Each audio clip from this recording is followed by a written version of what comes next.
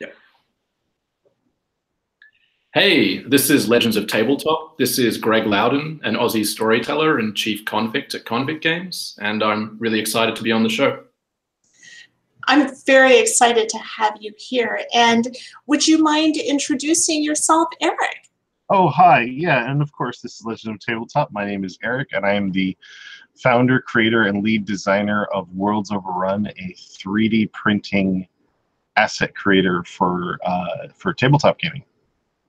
Excellent. Thank you very much, both of you, for joining me today. Now, I had originally planned to speak with Greg Loudon exclusively, so I hope that you'll be all right, just kind of sitting in the background, Eric. Okay.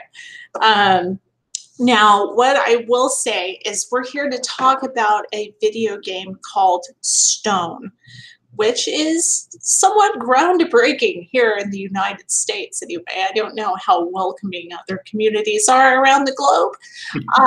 So let's see. It was definitely an experience playing through Stone. And what was the inspiration for Stone? Sure, yeah. So I guess to summarize Stone, it's a Aussie Stoner Noir.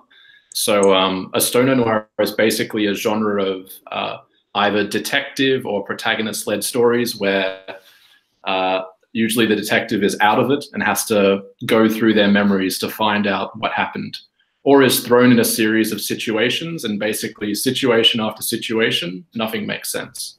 So the original inspirations were largely alternative literature, so Thomas Pynchon. I like Hemingway as well. I like kind of how it was very different and revolutionary at the time, the way he wrote. And also Charles Bukowski. I'd say the original starting point was his book, The Post Office, which basically follows this quite a horrible post office worker that kind of evolves and has these situations and lives quite a sordid life. And when I looked through all these stories, I was like, all of these are really cool. And I loved Inherent Vice. And in cinema, of course, there's The Big Lebowski, which was a great reference, and The Long Goodbye. But all of these were American stories. And for me, being an Aussie storyteller, I was like, I've seen these from the American perspective, but I think it'd be really interesting to get like an Aussie version. So once I kind of had the genre and I had my references and I knew I wanted to do something different and kind of Aussie, the next question was, well, how do I build this game? So the other thing about Stone, which I didn't say, is rather than play a human character, you play a hungover koala detective. Yes. So, so that was a combination of production where I knew I wanted to do a very point and click driven story, a bit like Detective Drop There. Mm-hmm. Yeah, but I knew that I wanted to do like a very Grim Fandango or Firewatch inspired sort of game. And I knew I wanted to be cartoony. So the next question came was that why make it a human character? In games or any game, you have to create everything from scratch and it's all in CG. Obviously, if you wanted to do a movie, it'd be quite expensive to do a CG character. Obviously, Ted has been done in a sense, but nonetheless, it's easier in games. So to me, it just made sense. And once I had this sort of Aussie protagonist, then I kind of, or Aussie koala protagonist, it kind of scaled out to the other characters. So my favorite one that I wrote is a cockatoo bartender named Cocky. Cocky, who kind of yes. doesn't take any, can I swear on here? I guess not. Doesn't take any credit. We're unrated. Okay, no worries. But yeah, she doesn't. Blah, blah. You know, Yeah, you can say whatever you want. She's kind of, she doesn't really take any of Stone's shit anymore. So she's kind of been with him for a while, and part of the story is about watching the relationships evolve between the characters. Mm-hmm. And I kind of made this full anthropomorphic story, which I think, as well as being a cool style and a way for it to hopefully pop out to people, I think it's a really strong metaphor. Because when you watch The Big Lebowski or Inherent Vice, they are inherently dark comedies as well. Mm-hmm. And they play with subjects that aren't usually played with, and they play with them out in the open with a bit of a, not, I guess, humorous perspective or a sarcastic, or I don't know the right word, but they always look at these hard things, and sometimes you just need a laugh when you see these moments. And that was something that I haven't ever played in a game, and it's the reason why my team and I had to make Stone. So Okay. bit of a long-winded answer, but it's not as simple as just wanting to create a koala story. It's a combination of alternative literature, a lot of my favorite cinema of late, and then wanting to do something different and fresh. Yes, I appreciated the atmosphere surrounding those shady and threatening foxes. Yeah, yeah, definitely. And it's a funny story about that because all of the voiceover in the game are all of my friends. So a lot of the times it kind of feels a bit like Kevin Smith's Clerks, where I just took all these different people that I had, and I knew I wanted multiple characters. And I had one British friend who kind of was really keen to be involved, but I wanted there to be 3, and I was like, how is this going to work? But then I realized that in British gangster stories, there's a story of these brothers called the Krays, which is essentially 2 identical twins who kind of wreaked havoc in London in the 70s. And when I had that idea, I was like, triplets. It can be 3 of my friend, and I'll direct in 3 different ways with 3 different cadences and deliveries. Okay. And obviously, because it's the same mesh, just change some details, and that's the story of the foxes. So yeah, a lot of references if you dig. Okay, so how long have you been working in the games industry? Yeah, so how long? Basically, I've actually been very fortunate. I've worked in different industries. So I'm Australian originally. I'm taking the call of you from Helsinki, Finland, so opposite side of the planet, but started in feature animation. So I worked in Sydney on Legend of the Guardians, the Owls of Ga'Hoole, which is kind of this owl kind of Star Wars feature by Zack Snyder, who's famous for 300 and Watchmen and all those other stories. Oh, wow. I shifted over to another bird animated movie. I worked on Happy Feet 2, so the penguin dancing. So you can see I've come to a bit of a full circle with Stone. Definitely. Yeah. And then, moved to London, and that went over, I guess, 4 to 5 years. I worked on Prometheus and Gravity. And after Gravity, I was like, this is probably the coolest science fiction movie I can work on for a very long time. So I decided to pivot to games, and it's been 6 years working in the games industry now. And worked on Quantum Break, time travel TV show, interactive narrative game.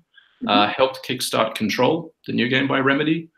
Worked on a VR storytelling game called Downward Spiral, and then this is my company, Convict Games, and Stone is my my debut for Convict Games, but a lot of experience before. So I've taken everything I've learned from animation, VFX, and thrown it into games. Okay, so how large was your production team for Stone? It was tiny. So I wrote, directed, programmed, produced, and was CEO. Okay. And it was also a remote and global team. So the 2D style came from Moscow. I found Ivan on ArtStation, art blog website, and I loved his art style, so I reached out. The 3D was from Finland. Animation from Melbourne in Australia. I had a friend in Canberra, Australia, who was helping. And my sister was actually, she's my co-founder. She helped me kickstart Convict Games. She was based in Texas at the time. Oh, wow. So multiple time zones, very small team, and kind of around 6 people total for the core development. And had a really good editor as well, which obviously doing a story game is very important. So yes. Yeah, had another person on board. But yeah, roughly 7 people. So it's pretty small for it all. But yeah, it was, I think it's the only way to make a game like this. If you want to push so many boundaries, it's, you have to do it smart and you have to do it small. So hopefully it felt like more people worked on it, but it was a tough game to make. It did feel like there were more that had worked on it. But were there any growing pains for you surrounding the creation of content with adult themes? Yeah, great question. So the other thing with Stone is we are mature, and that was always from the outset. If you think of the references like Charles Bukowski and Hemingway and Thomas Pynchon and Hunter S. Thompson and all that stuff, it couldn't really be any other way. The way that we kind of looked at it was I did do some research at the start. looked at what you can do in games and what you can't do. And games is actually very different to movies and TV in terms of ratings. Obviously, music is the most free in any sense of the word. You can really do whatever you want in a sense. And I feel that with games, it's obviously okay to jump around and shoot and kill, but drinking and smoking and any other things is definitely— Oh, how dare you? Yeah. I know. So it was— I don't think it's the most challenging game, but it really does challenge what games are. And that was also one of the points with it, was that I'd love to play a game that feels like it's a show that I could watch on HBO, or it's a story that I could watch on Netflix, like a mature story.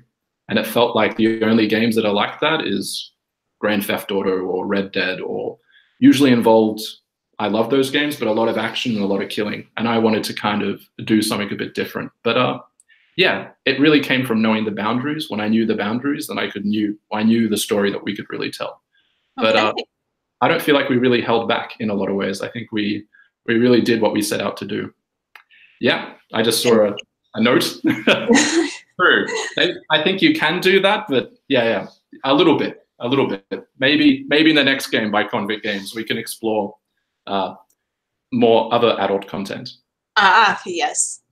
And a wonderful tie-in. Okay, so for those of us that may seem a little bit disjointed in the discussion, Greg's responding to Eric's posting of the messages on the side, and he had asked about Mass Effect and sex scenes and all that wonderful, delicious, fun things that go on in those very popular games. Now, speaking of that, did you receive any backlash at all from the community regarding the content of this game? Over here in the US, we can be kind of puritanical sometimes. Yes and no. I really expected a lot more, to be honest.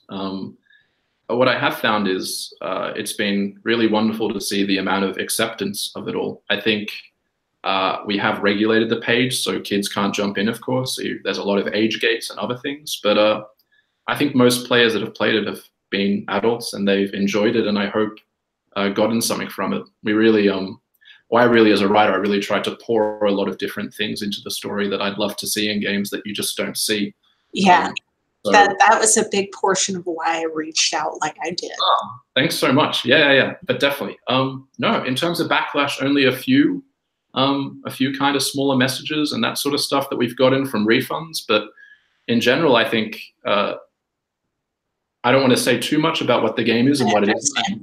It's so much about jumping into it. But part of the point of it was that I hope that it changes your perspective of how the world is, where it doesn't have to be how all these other games are telling stories. It can be completely fine and it's normal and it's great and it's cool. So yeah, that was kind of a big thing for me. But no, I'd have to say it hasn't. I'm really happy to see that, and I'm hoping that for any people that started the game and did have some feedback, by the end of it, they're okay with it. So yeah, but no, fortunately, it's been really, really well received and gotten a lot of really nice emails from different people that have really seemed to have connected with the game, which is wonderful when you do such a personal, independent story. So yeah, it amazed me how deeply personal it did get. But I'm gonna also say my husband and I took full advantage of the To Kill a Mockingbird surprise movie time while he was playing The Darkness.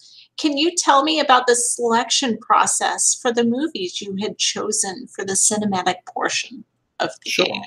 Yeah, so Stone, as well as being, it's largely like a feature-length interactive story, so you can choose what you say. You follow this story as Stone and you meet a bunch of crazy characters. We alluded to foxes and cockatoos, and there's also a hip-hop loving stay-at-home dad named Les, who's like this little wombat who's hilarious.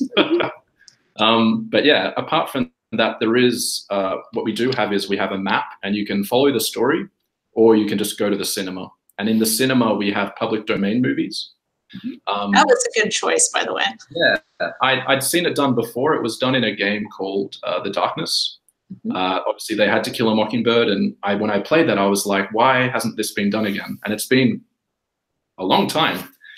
So I basically, from the beginning, was like, rather than just create a game, We could create a game, we could create a soundtrack, we could create our own world. So being inspired by that, we have The Night of the Living Dead by George A. Romero, of course, the classic zombie movie. Yes. Also very publicly famous.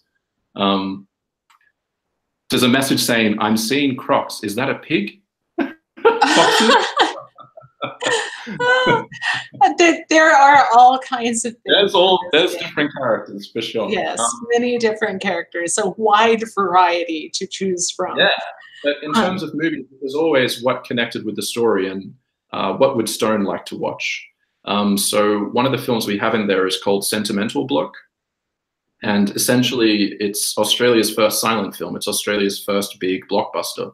Oh. So for me, it was a question of sharing a silent film, which really is so, I think, undervalued is the wrong word, but just not that really well known, in particular in Australia, that this is Australia's first blockbuster that everyone loved. And it's where a lot of Australian slang came from as well, this movie, because it was the first time that it was communicated so people on screen would see words that they would use afterwards.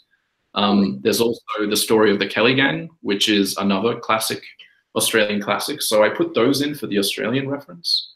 Was looking into having a bit more noir, but in the end, I did have to look through a lot of stuff with my lawyer that I had on the team as well. I had to check the legalities of these things, and some of those weren't open, but the movies that were, yeah, we definitely used them.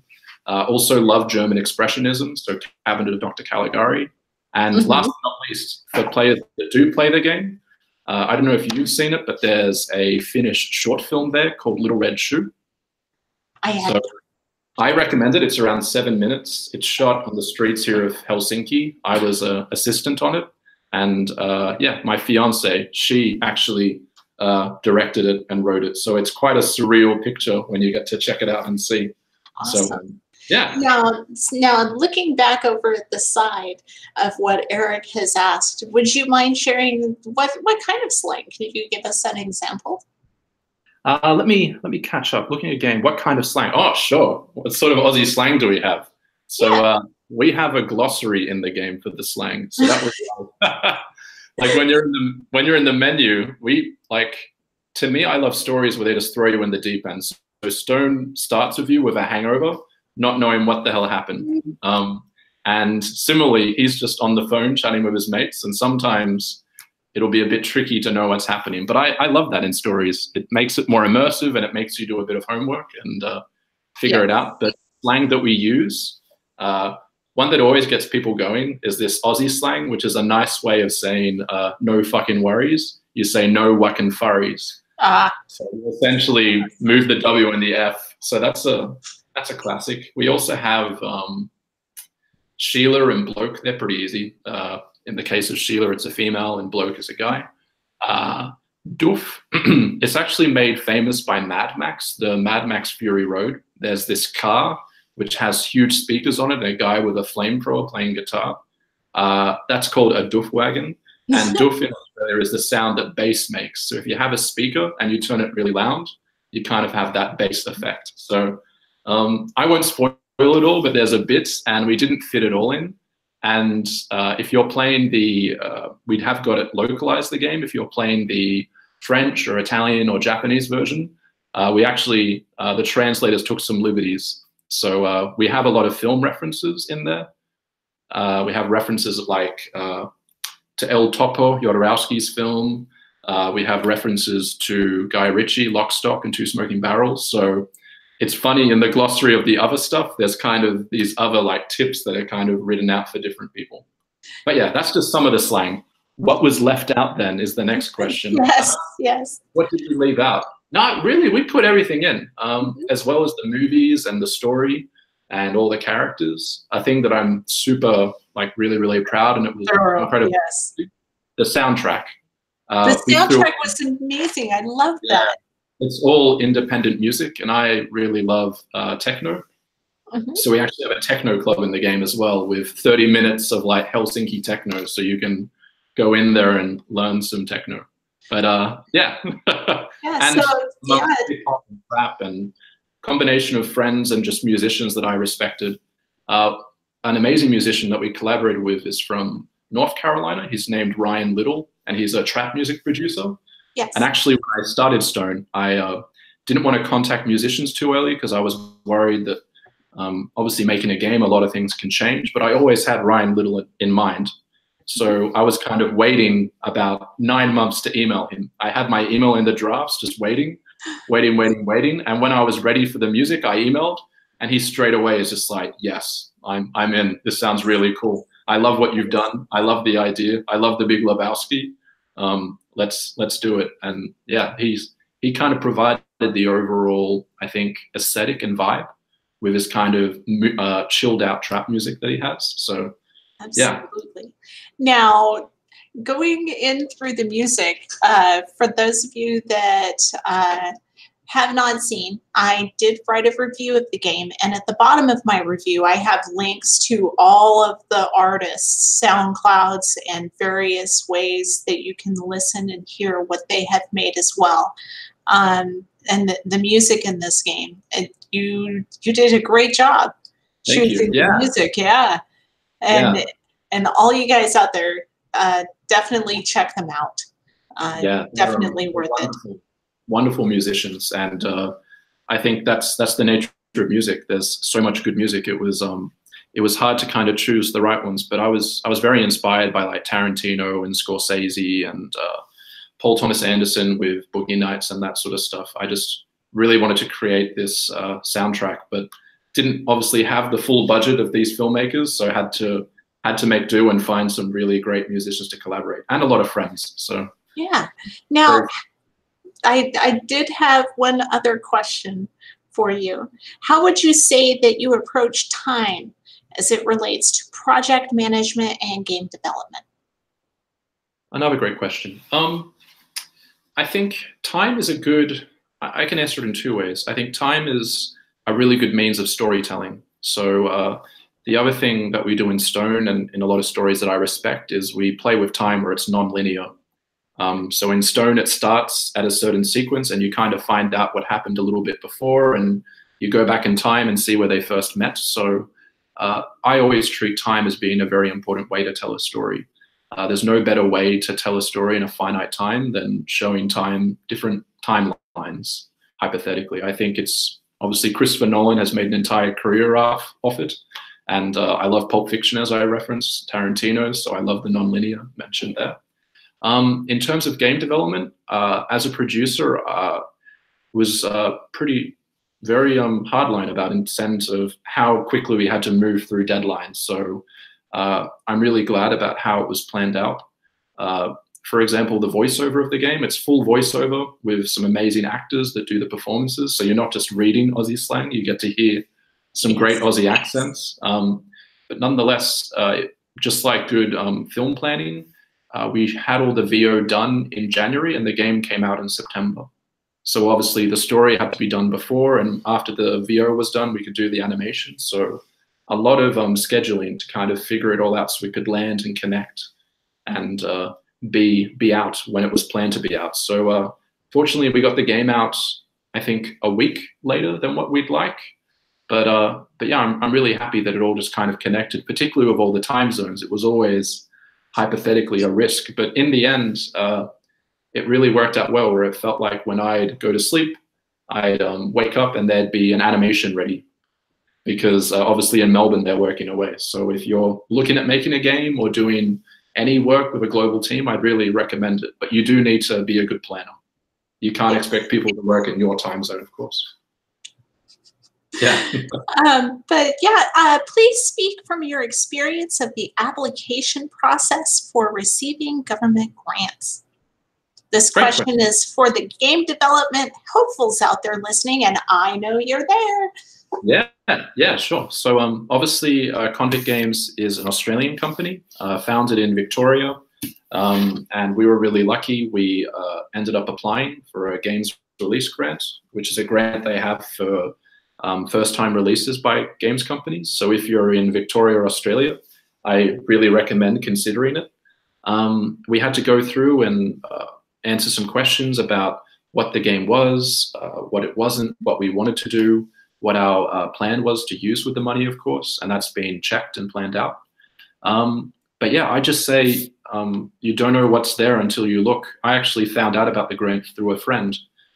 So I'm saying no matter where you are, I'm fairly confident there is a government grant that you could apply for. And if you have a good application, I really feel you have a great chance of doing it. A good analogy, apart from us at Convict Games, which I learned recently, is Eraserhead by David Lynch was funded by the American government. It was an arts film. So Okay. that tells you a story. So I think same with Stone, for quite a provocative and I think a very personal game. It says a lot that the Victorian government, which I have huge respect for in Australia, they were on board. Liam, who worked there, is just, we were having a Skype and he was just thumbs up the entire time. He's like, this is so great. This is exactly what we want to be making in Victoria. It has the meaning, it has the message, it's a different type of experience. So yeah, my advice is do your research no matter where you are. I can guarantee there's somewhere you can probably apply for an arts grant, for an IT grant, for a technology grant. Be patient, it does take time, but look into it. If you're hopeful, there definitely is that support. And I'm really, really glad that my friend Ethan, he kind of prompted me to do a bit more homework. And Sarah, my sister, and I filled out all the forms and applied, and fortunately received the grant as well. That's fantastic. What was your favorite video game growing up? That's always a tough question. I think like anything, like music or like movies, it changes over time. But I'd say the game that I really got into and I really enjoyed, I really liked Doom. Okay. When it came out, I was just blown away, like everyone. I thought it was so like rock and roll. However, I will say the game that inspired me to want to make games as a career was actually a bit of a strange one, but was Grand Theft Auto 4. So a bit late in the series, but at the time I was at university in Sydney and I was studying computer science. And in the class, they kind of said that the most complicated information system or like computer technology in the world is used in banks or internet companies. And I was like, oh, cool, that's where I should go. It'd be challenging. And the other thing I liked is it's technology that's always changing and evolving. But then that day I went home, I went to the shop, picked up GTA 4, played it, and I was driving around virtual New York, and I was like, this is the most complicated and amazing technology that I feel like is constantly going to evolve and change. And I did some research, and I saw that computer science is actually a way to get there. And long story short, I got into games, but I had to move to Finland, and I had to work on a bunch of great movies and everything else. But yeah, that's another moral. If you're keen to tell your own story or do anything, I'm sure like Eric can say the same. It's just don't give up. Just keep going, keep going, keep going, keep going. And next thing you know, you'll do it, and then you'll have to struggle and make another one. So that's usually how it goes. Now, did you have a favorite board game back then? Favorite board game? Yes and no. I think I'm pretty basic in terms of board games. You're probably going to laugh, and everyone else probably won't be as excited. I do play quite a bit. I have worked in games companies, and in games companies, it's prolific, of course. But I'd say my favorite one growing up was a bit of a, I'm embarrassed to say, it's like a mixture of like a toy mixed with like rolling the dice, that you have this bridge. This is a really old game, but you have a bridge that you have your characters on and you roll, and it kind of swings them like anyways, it's bad. But I really like that because back when I was a kid, I always liked to create my own stories. And I think the thing that I didn't enjoy as much with board games at the time was the fact that I hadn't played any games like that, but I'm more than familiar that today there's a lot more. But yeah, back when I was a kid, I was pretty, wasn't really a thing we did that much. But more recently, I do like Cthulhu. So we've been playing some of that at work and that sort of stuff. So that's good. But yeah. You've been playing Call of Cthulhu at work? Yeah. Well, I'm working in a games company, so of course they play all that stuff. Like right now, there's Iron Fang. Is that a board game or is it a role-playing game? But they're playing this thing called Iron Fang, and it's been in our Google Calendar for about 6 months. And it said like Iron Fang, I think Act 7, Part 6, and they've been doing this weekly. So there's I have a lot of people that are playing board games all around me, but yeah, I should play more. But as of recently, I've been playing a lot more video games as a game developer. Okay. Now, speaking of Call of Cthulhu, Chaosium just released a new introductory box set, and that should be available at your friendly local game store. Now, could you tell me all about your greatest childhood fear? Greatest childhood Fear. fear. Wow, that's an interesting one. I'd say, as an Australian who used to go to the beach a lot, I think I saw Jaws a bit too young. So swimming out in the ocean, I was worried about sharks because they are a real thing to be worried of, and there are signs at the beach. Drop bears, that's a good point, Eric. Not afraid of drop bears at all. No, not afraid of koalas at all either. But yeah, I'd say when I was growing up, that always kind of freaked me out a bit because I used to go to the beach quite a lot with my friends. And the area where I'm from in Sydney, there's a place called Shark Island, which is famous for sharks. And it used to be a good place to go, like body surfing or bodyboarding. So a lot of my friends would like to go there. So that was always a bit of a scary moment. Because you just go out into the water and you just can't see what's underneath you. And you know that in this water there are sharks. So yeah, I'd say that still scares me today, I think, if I did that today. Sharks. Okay. Now, current environment aside, what job, if you were offered it, would make you immediately drop everything you're doing to say yes to?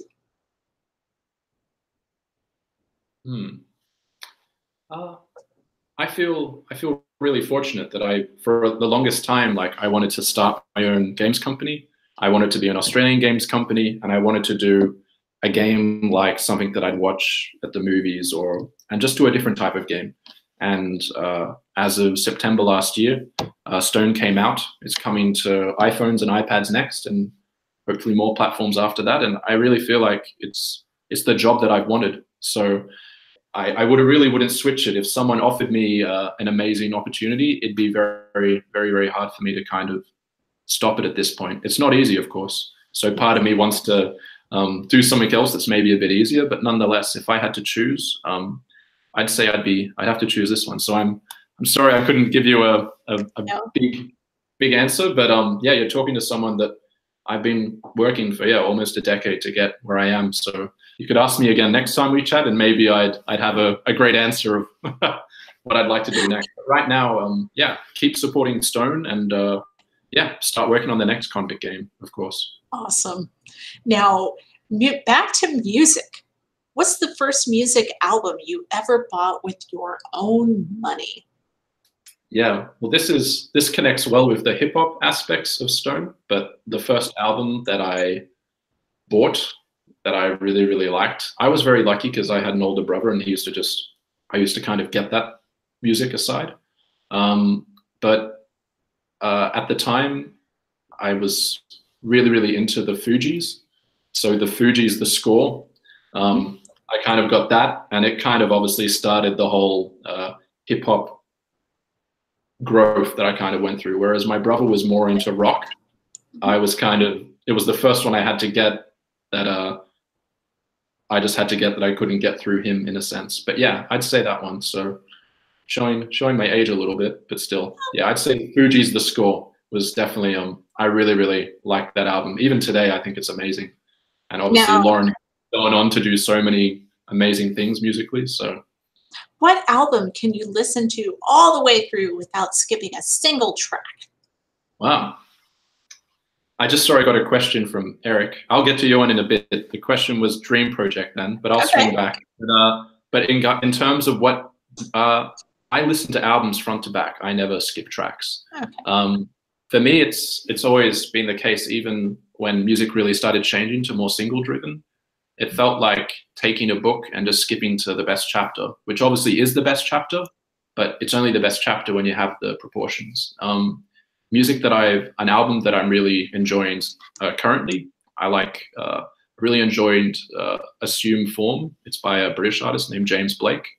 Okay. So I've really liked that album. It's kind of like this optimistic, hip hop inspired kind of mellow electronic music. He's quite a famous musician, but yeah, James Blake, Assume Form, I've really enjoyed. Dream Project, then I've done my Drop Bear Simulator, Eric, so it's hard to top. But yeah, no, I definitely have a Dream Project. I'm keeping it a little bit close still, but I will say that it's inspired by some stories that my grandfather used to tell me, which he's unfortunately passed now, but I feel like it's knowledge that should be passed along, which is kind of, yeah, you can get certain stuff from obviously reading other books, but I feel like it should be recorded, and it'd probably be a period, so period drama, probably like 40s, 50s, 30s, something like that, with an Australian twist. So yeah, I think that would be a really cool story, because I loved hearing it when I grew up, and then I kind of realized that not many people are telling these stories anymore. So maybe I should be brave and go for this one next. Definitely. Definitely. Now, I'm going to go a little bit meta here. What question do you wish I would ask you? Wow, what question? I'd have to say this has been a really cool interview. I've never been asked like what scared me as a child and other things. So definitely it's hitting high marks. What question do I think you asked about the music and the movies, and I think I'm really happy to hear you enjoyed the game. Yeah, I think references. No, I'm really happy with the interview. I think the only thing I would like to say about the game, I guess. Well, no, I'm happy with it. I think it's an amazing thing. Oh, I guess art is a good question. A bit more about the art style, which I think Ivan put a lot of effort into. So Ivan's based in Moscow. He's never been to Australia, had very little understanding of Australia. So there was also a bit of a language barrier where his English was good, but not perfect. So we kind of communicated through YouTube clips. That was pretty fun. But I think in terms of the art, it was a really interesting process of like finding this this character, which I think Ivan did such a great job. The moment that I saw like Stone with the gray and the yellow shirt and the pink flip-flops, I was like, this is really cool and really different. And I could instantly, just from the picture, I was like, I really want to play this story.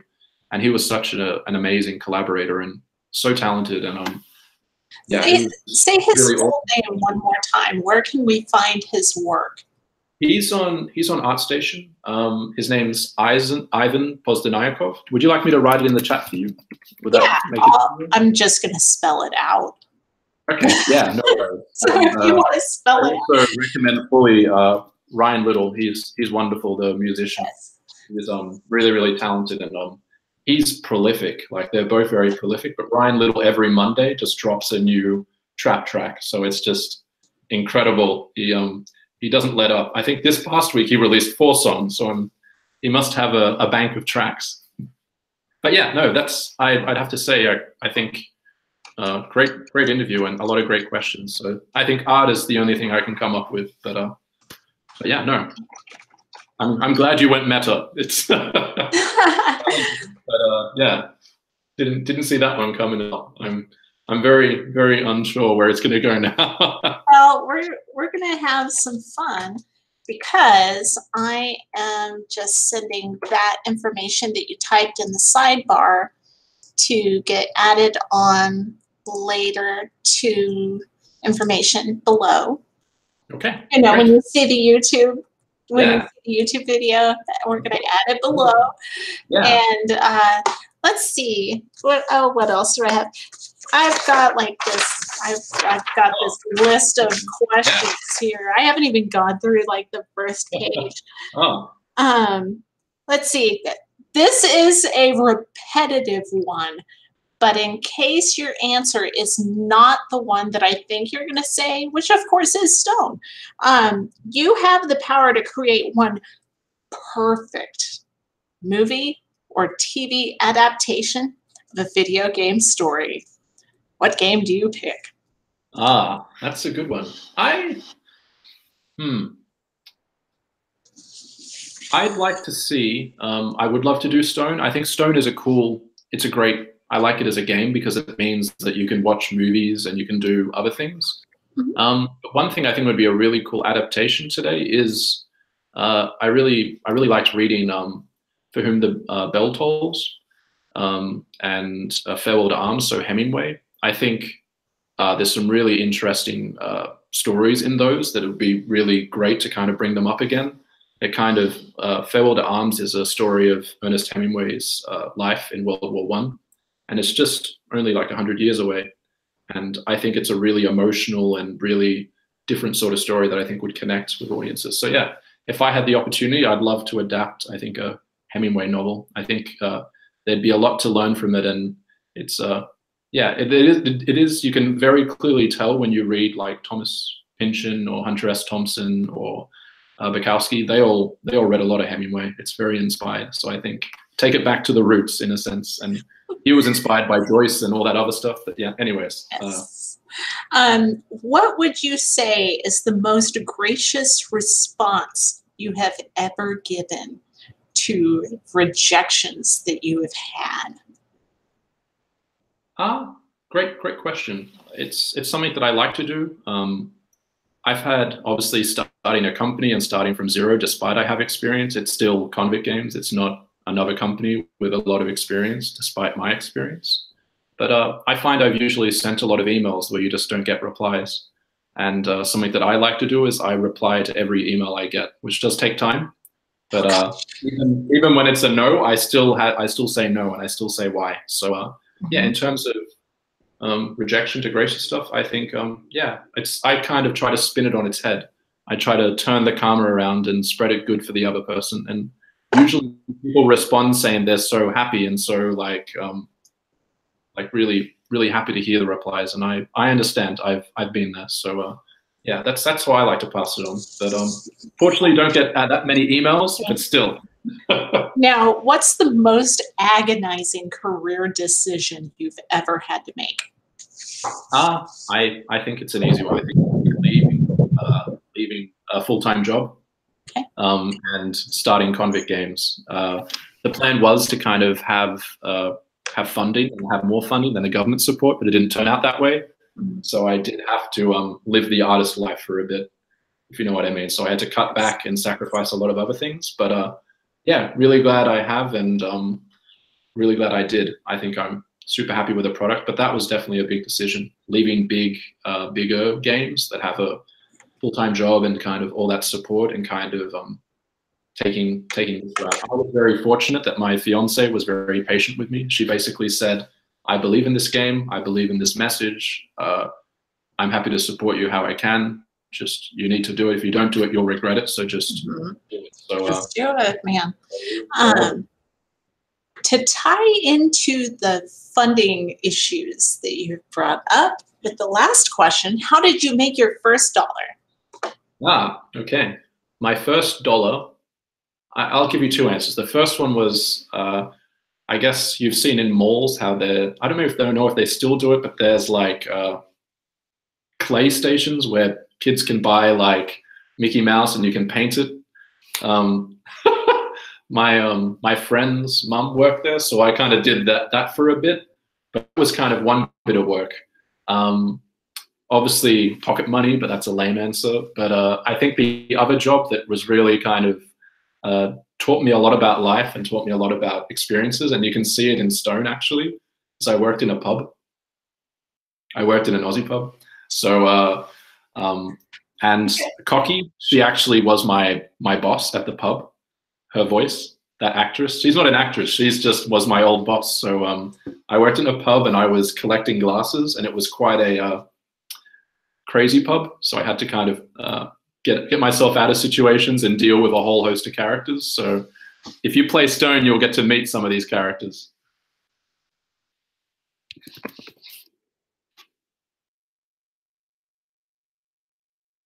Wait, what is a crazy pub? Well, a crazy pub in this sense is it has like a lot of customers that have attitude, so they can be I don't know, telling a lot of wise jokes or just being characters that want to prank you. One of my favorite things, I don't know if you've seen, Eric, but there's this Aussie movie called Chopper. I can't say that I've seen it. Yeah, it has Eric Bana. So he was basically he's quite a famous actor now, but he plays this Australian kind of gangster who is real. And in this pub he actually turned to stand-up comedy, which is a bit of a weird path. He's passed away now. But anyways, one of the times I was working at the pub, Chopper Reed, this guy, was working at the pub doing stand-up comedy, and it was one of my first shifts. And I was carrying a bunch of glasses, and when I was carrying them all, I dropped them. So I had Chopper Reed, this Aussie ex-gangster, famous criminal comedian, on stage, basically, like, just abusing me. Like, what the hell are you doing? Like, you dropped all these glasses during my set. And I was like, oh God, he's gonna kill me. So I just, so that sort of pub. But it's really good people that I worked with there. And yeah, that's kind of what I meant by a crazy pub, just customers and who they booked for stand-up comedy. And yeah, when you play Stone, like, one of the locations we have is called the Smoky Possum. Right. It's this pub.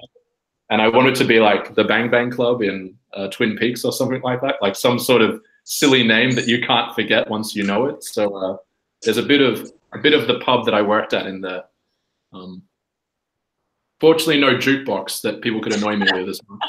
But that's one of the jokes in Stone, that Cocky, she really doesn't like hip hop, and obviously Stone, he does. So whenever you go into the pub, you can just walk up to the jukebox and you can annoy her a bit more after all she's been through. Would you call that an Easter egg? No, it's that. It's that. If you want to find it, it's there. Yeah. In my testing, I had quite a few people. They usually chose not to, which was nice. But that's always the case. Actually, being a game developer, people usually always choose the nice path in the game, which I like. I'm happy to hear that not everyone just wants to terrorize, but nonetheless, it's an option. You can do it, and there's a few funny responses as well. Now, speaking of pubs, how do you like to hit the reset button after a terrible day or experience? I really like going to the cinema. I'm super into movies. I love playing a good game. As I mentioned, I'm into electronic music. I like techno. I find it's a good place to kind of zone, and there's a lot of really great clubs here in Helsinki and some cool ones in Melbourne as well. Yeah. But yeah, no, I think the thing that really inspires me, and particularly with writing, is reading. So just consuming things that I really love and just really make me want to be a better storeteller. What book are you reading right now? What book am I reading right now? I'm actually practicing my Finnish. I'm reading a book. It's a kid's book. It's called Miller Marbles and the Mystery Thread. It's written by my old boss. So previously I worked at Remedy Games, and my boss was Sam Lake. So he was the writer and director of Max Payne for Rockstar Games, and he wrote Alan Wake, and he helped write Quantum Break, and he's writing Control, and he's also written this kid's book. So we got a copy to support his first kids book, and I've been trying to read that with a dictionary. So a bit of a disappointing answer. But, no, not disappointing at all. Yeah, but it's a good read, actually. I've been really impressed with it. I'll have to tell him. It's been a long time. It's always a bit, I don't know if you've learned any other languages, but stepping up to reading books in another language is always a bit intimidating. So that's the only other one that I kind of know is American Sign Language. That's cool. Very cool. Okay, here's an oddball one. Your younger sister, damn it, Cindy, get you one of those DNA kits. You return the vial of spit, and soon after, men in black suits and dark sunglasses swarm your home. You learn that you have a secret parent with lineage far, far from home. What does this new knowledge now explain to you about yourself? That's another good one. So in my case, it wouldn't be Cindy, it would be Sarah. Sarah, what did you do? So after saying that to Sarah, I'm a bit confused. The revelation is, what would I do after finding out this mystery information? I think I'd dig in to learn more about, I guess, that culture or that nation. And I think, I guess try to figure out who or where this culture is from. my heritage is obviously Australian, but before then, I'm obviously not Indigenous Australian. I was Scottish and British, so I do feel a connection to kind of Scottish culture. And my last name, Loudon, I think if you're in Scotland, it's Loudon. So, and there's a place in Scotland just northwest of Glasgow called Loudon Castle.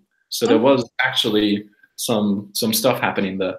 But yeah, no, I think if I got that data, I wouldn't be upset at Sarah. I'd be more curious, as I'm sure she would, of whatever lineage do we have and what is the story of that person. Okay. As I kind of hinted, I think there's a lot of stories in a lot of generations that's just the nature of time. As you pass on, your stories get lost, but I'd love to find that story and maybe tell that story as well. That's excellent. Now, what song would you like played at your funeral? That's a good one. What song would I like played at my funeral? I can say I've never been asked that question or thought of this yet, but thank you for asking.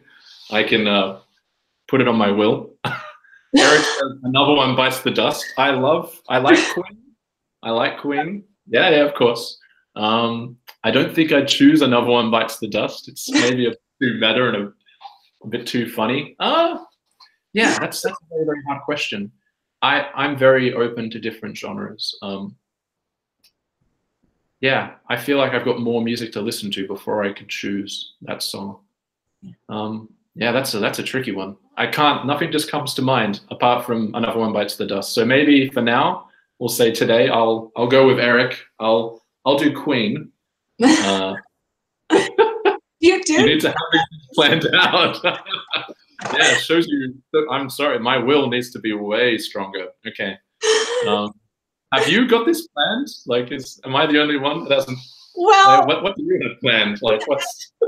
I went through a really strange health scare a while back, and so my planning was to have a giant mud wrestling pit and a vat of Jello, and people would fight over the rest of my earthly belongings should they so want to in that vat of Jello. Just is there the music for this in your mind as well when you established this? Something guar. I don't know. I probably had guar. Guar, as in the metal group? Yes. Wow, that's cool. I know guar. Okay. Yeah. Nice. Were you impressed with the stoner rock track in the game by Watsy? Yeah, that's a very cool album they've done. But yeah, no, I'm glad. I like that music as well. With those guys because I was like, okay, I shared your music.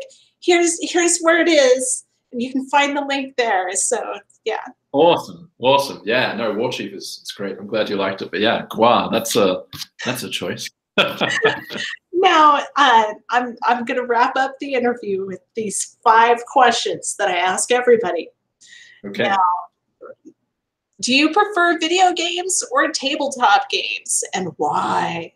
Yep, I'd have to say I prefer video games. I am growing to like tabletop more. I think in childhood I just didn't have that range. It was kind of Monopoly or these more other games that we had, and didn't really give me the best, I don't know, didn't really inspire me that much. Whereas with games, I feel like it's opened me to more worlds of cinema, music, other things. So I think I'd have to say games as a result.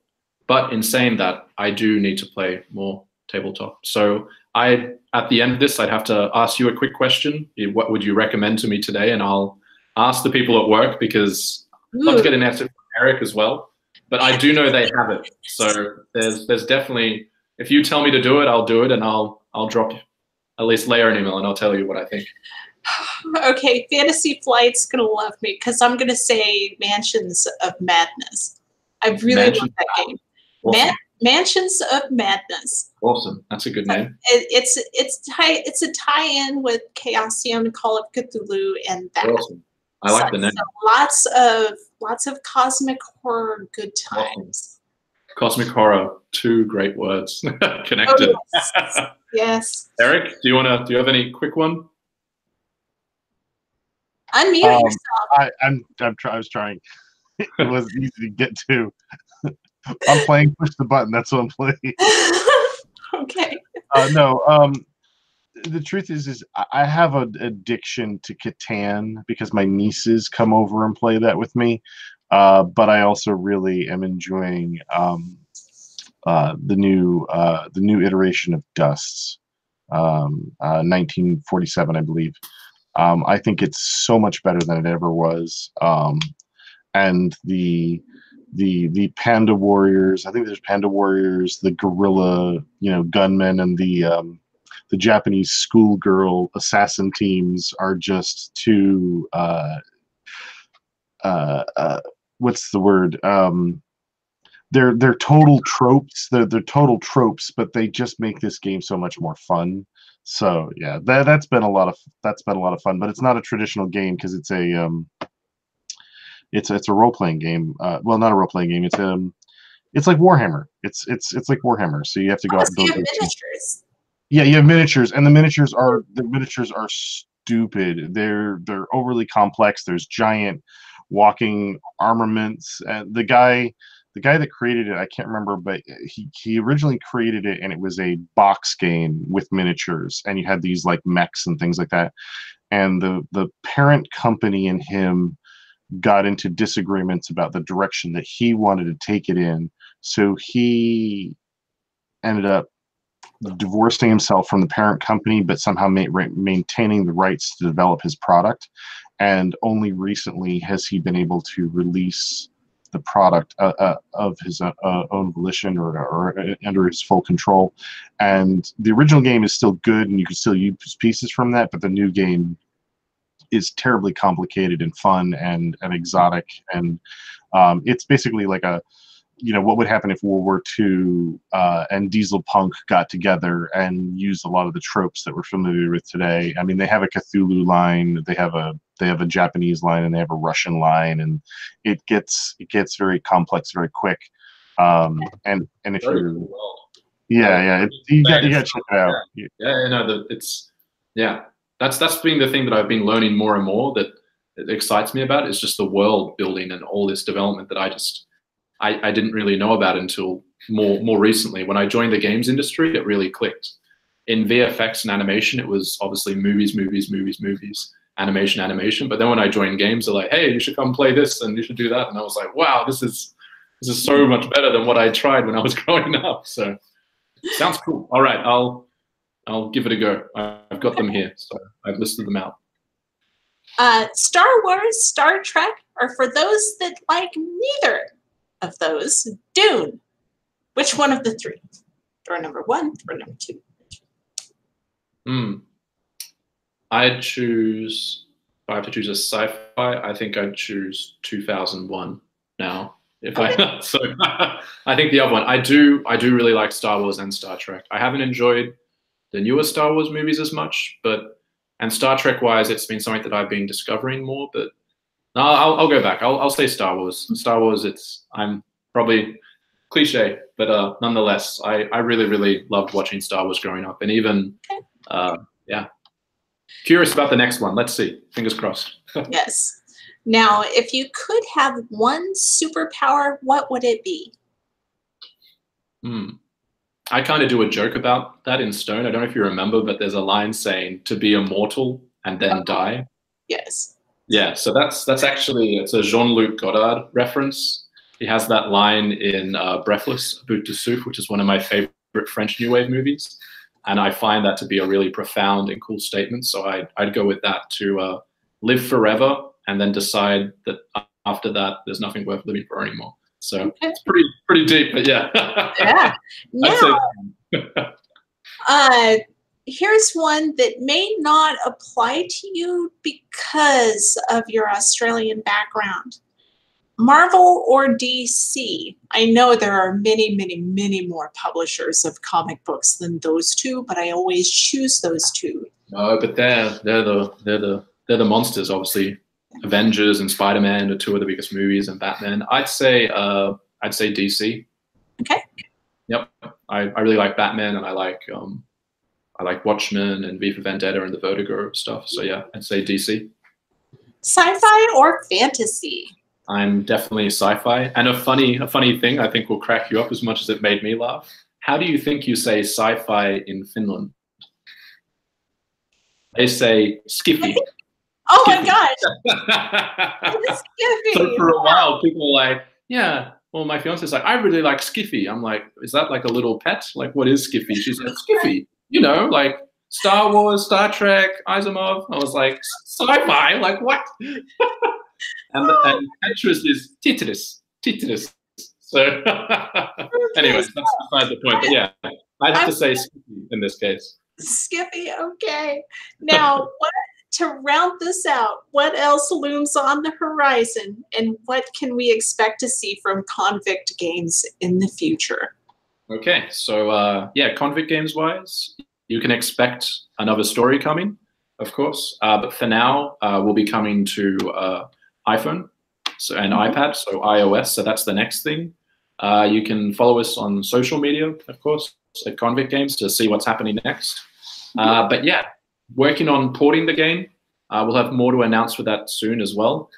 We would love to do more Stone stories. It's still to be decided, but I think we'll make it happen. So let's see. But there also will be another game. So let's see. And it's going to be very different. I can say already that it won't have animals, unfortunately. So if you're hoping to have Convict games with animals all the time, we will be shedding to the human form. Okay. In this case, no drop bears. I'm sorry, Eric, not for not for the next one. But if Stone returns, you better believe it. I've got some wild ideas where to take that character.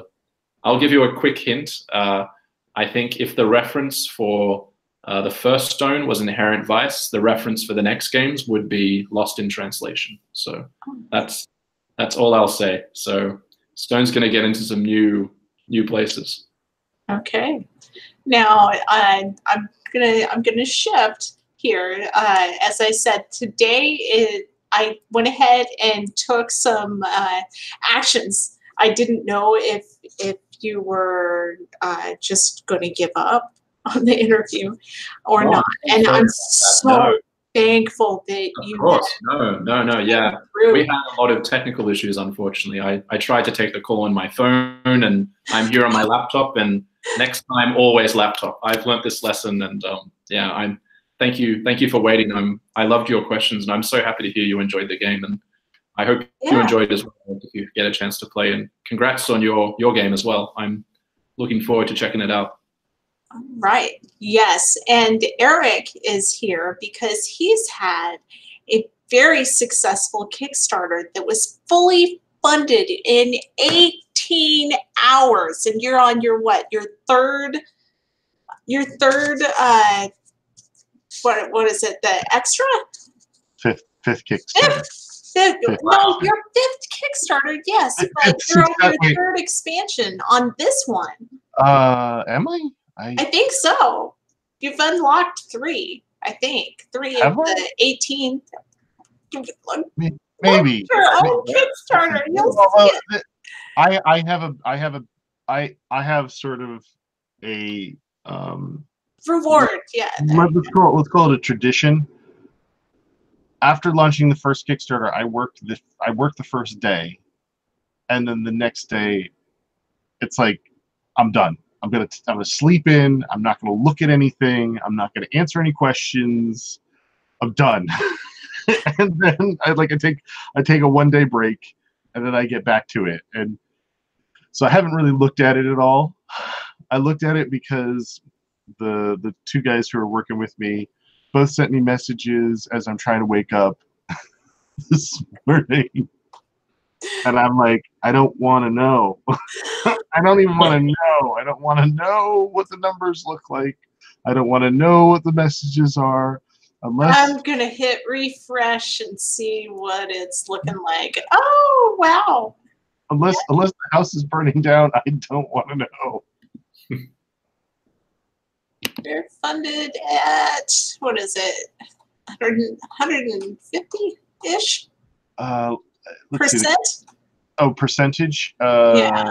So you're beyond completely funded now. Yeah, we're 135, 33 backers, 27 days to go. So we just started.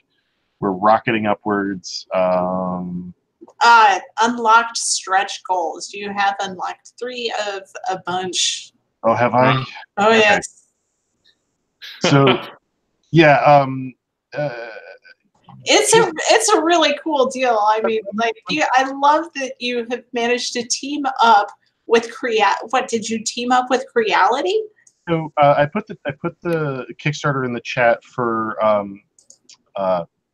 Convict Games. I just forgot your name. I am so terrible with names. It's Greg. Yeah, no, I'm looking at it right now as well. Yeah, I briefly saw it. Awesome. No, I teamed up with I work for Collapse Industries making statues and making figures, like these guys. Yeah. So Collapse Industries is not the only printing house that I'm associated with. I'm also associated with Laudon Creations.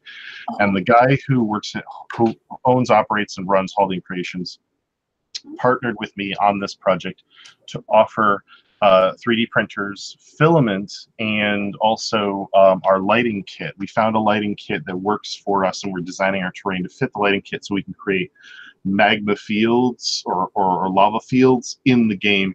And we're actually going to be teaching people how to take muslin and like a little piece of wire, a little paper clip, and create like smoke coming out of magma fields. Mm-hmm.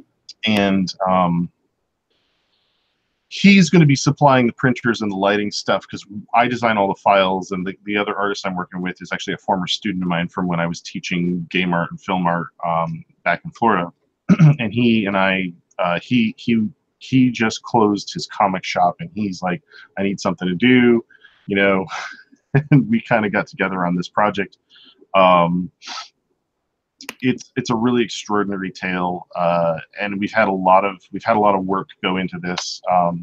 Inferno was one of the worlds that I've always wanted to do, but I kept putting it on the back burner because there were other projects ahead of it. I really want to talk to Greg about some of the stuff that he's doing, because you talk to Greg about whatever you want. I'm in this for the discussion. This is okay, great. Okay. Well, so we've had some really. There's a lot of overlap with some of the things that you've done and some of the things that I've done, but they're also very, very different. Because I did a bachelor's of fine arts and then did an associate's of science for computer animation, because all I needed to know was how to use the software. Ended up teaching for 6 years, and it was all about film. Everything was about film and games, and that's all I cared about. And that's all I focused on. And the funny thing about all of this is that I'm trying to tell you a story in the shortest way possible so that we can have like a real discussion about some of this. But as a fine artist, as an illustrator, which is where I started, it was all about create an independent career, create an illustration portfolio, and go out and there and you sell your illustrations, you sell your designs. And when I went to the games and film side of things, it was all about get a job, work for a company, become part of the machine. Not to be derogatory, but that's just the methodology that they teach you. And I did that, and then I stopped teaching, and then I ended up working freelance for a little bit, and then I realized I was like, I should go independent. I should go completely independent. And I started my game brand called War, Worlds Overrun, and I use my 3D skills and my art to design assets for 3D printing your own tabletop games. And it's very inexpensive for me and for my consumers on the whole, because we don't have to ship anything. I can sell to anybody in the world. And if there's a problem, until we grow a little bit bigger, people can contact me directly. So it's just sort of like, hey, this doesn't work. Okay, let me fix that for you. Excuse me. But I get to do all my own storytelling. Like, for instance, if I want to create a bug world, I create a bug world, and I make, parts that, make sense for that sort of thing. Cool. And people are just like, oh, that's really cool. I've never seen anything like this. So to me, it's really fascinating to hear, somebody doing what I always dreamed about, which was, I want to create games as well. But because I'm mostly I am a storyteller, but not as literal as you. It's more about, I make an object, I design a world, I create a path or a flow or a barrier, or I think about, you know, terrain. In fact, that's one of the things that's, I'm just going to add this so that you can interject here in just a second. One of the things that happened when I played Dust was I brought a piece of terrain that is, I think it's 300 millimeters across, and we put it in the table, and you can travel through it, and or around it. And in the game of Dust, I use the terrain so much that the height changes that happened in the game. Me and the other guy were down at the table looking at it, trying to see who had line of sight. And you don't see that in most games because most people play like this. I'm going to move this guy to this place and this guy to this place, and it's all just two-dimensional. And then that stuff just drives me crazy. And I think that it's really fascinating to hear how you went from film to film and special effects and all this stuff, and then you decided that you wanted to tell your own story, and you started your brand and your company, and you got funded by the government. All things. And I'm kind of curious if you have anything to interject or say about, you know, some of the stuff that I'm doing and relative to what you're doing, and vice versa. I think from what you're saying, you kind of said roughly, obviously you are a storyteller, and I'd say you definitely are a storyteller. And the thing that comes to mind is visual storytelling or production design. So to me, it's Stone is a very like talkable. There's a lot of talking in it constantly, but we really cared about the art and kind of making sure that the modeling came across and the details. So I'd firstly say you're definitely a storyteller, and I'd say, I think we're on similar paths. I can definitely relate to the get a job kind of mentality. As I mentioned, when I was at university, it was work at a big web company, so get a job at Google or get a job at a bank, and that was what I thought life was. It was I never really thought about the fact of how companies are really started. I only looked at them as companies, and I think that's something that I learned when I joined Remedy here in Finland, was that it was still a relatively small company, and I was looking around being like, this is it? Like, it's not this multinational 10,000 people, it's a bunch of people that started a company in a basement, and they made Max Payne, which is a game that I loved, and I get to talk to the person, and it's just kind of, it broke down a lot of walls and a lot of barriers, and it opened my mind. So I can definitely relate to that. And the urge to go independent, it came from that, realizing that, yeah, it's not some big mystical thing. It's people, and and usually just brave people who usually have to lose something to take forward and do it. I think everyone on the call can relate. We've all started our own things and our own passions and followed it, and it's not easy, but it's what you have to do. But I want to interject on something you said, if you don't mind, Craig. Of course. You said to lose something. When I was teaching, I always would tell people that to be exceptional is to make a sacrifice. You sacrifice your time, you sacrifice your family, you sacrifice paying the bills, you sacrifice whatever it takes, but you're going to have to get to the goal that you want, you have to give something else up. Yeah, you do. For me, whether it's a job or it's your time or some other things. So yeah, I think there is some of that. That is the nature of independent. If you ask any person who has a passion project that they go through, it's a choice. You only have so much time. So yeah, for me, that was the nature. I didn't really have to make a hard choice like that for a long time. I was very fortunate. I obviously worked very hard, and I did well in the jobs, and I did what I kind of did everything I could to kind of get that role. But it felt like going independent was the first time where I think even one of the questions was the sacrifice that Leah asked. I think there is that element that, yeah, it definitely comes with it. But in saying that, I think we can all say there is a reward. And yeah, I think we're very aligned in terms of what we're both doing. We're both creating worlds. We're both creating something we're really passionate about. And yeah, I'm sure the biggest advice I got about writing, like, this was the first game that I officially wrote, but I think realistically I maybe shouldn't have written because I didn't have the experience, but in my experience, you just got to do it. So I'd say for you, if you want to be a writer, write. If you want to be a modeler as you are, you model. If you want to do a podcast, you do it. Like everyone starts from zero. Yeah. So definitely, and again, I just can't thank you both enough for taking time out of your busy days to come and speak with me. So yeah, no problem. Oh, thank you so much. What wonderful, really great interview, and great to meet you as well, Eric. And thanks again so much for the patience, Leah. I'm sorry for the delay and the hassle at the start, but yeah, I've got some good games to play, and I hope you've picked up some good things and some good music and some other things from me as well to both of you. So absolutely, yeah, and congrats again on the Kickstarter. Onwards and upwards. So thank you. looking forward to it. And yeah, well, it's Inferno, so it's kind of down. So don't worry, I'll help back it as well. Excellent. Awesome.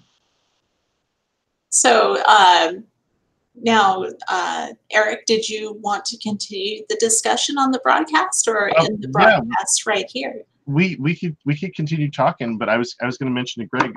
I've worked all over the place, mostly remotely, and one of my friends is he's from Finland. Oh, wow, that's cool. I actually sent Henry. He's a game artist, and I sent him your game and your stuff, and I said, "Dude, this guy's in your backyard." And, I'm hoping to hear back from him, and I wanted to mention that to you. I'm curious. Yeah. No, I'm curious if he's heard of it. I've definitely done my best to make sure as many Finnish game developers know about the game. It's harder to get mainstream, but every Facebook group they know. It's been actually pretty good that my networking seemed to have worked. I'm like, oh, I worked on this game called Stone. People are like, oh, I'm not sure. I'm like, you play a hungover koala detective? They're like, oh yeah, that looks cool. So I have to ask you this though, because Henry grew up there. He tells me that it's the most boring place he knows. Is there something?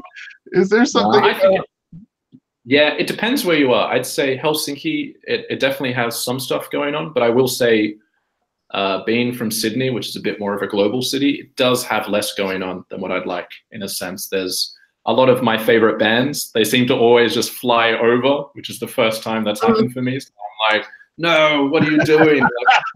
I live in Kansas City, so of course, the flyover state, that's where the term originates from. Exactly. So yeah, no, I'd say that, but no, I definitely recommend Finland. I think as a society, it's really, really, it's incredible the way it works. Like in terms of public transport, and there's so much snow here, and everything just works. And it's a really equal, really, lovely city and lovely culture. But yeah, I can understand the boredom. But fortunately, I live in the big city here, which is a small city. So I don't know where Henry is. If I was in the countryside, like some Finns, I don't think I'd handle it. I keep teasing him that I need to come to his country and we need to cause a ruckus, and he's like, please don't. Yeah. That's cool. Yeah, let me know about Henry. I'm curious. Absolutely. Maybe I work with quite a few Henrys. That would be hilarious. But yeah, let's see. Oh, that would be amazing. That's too funny.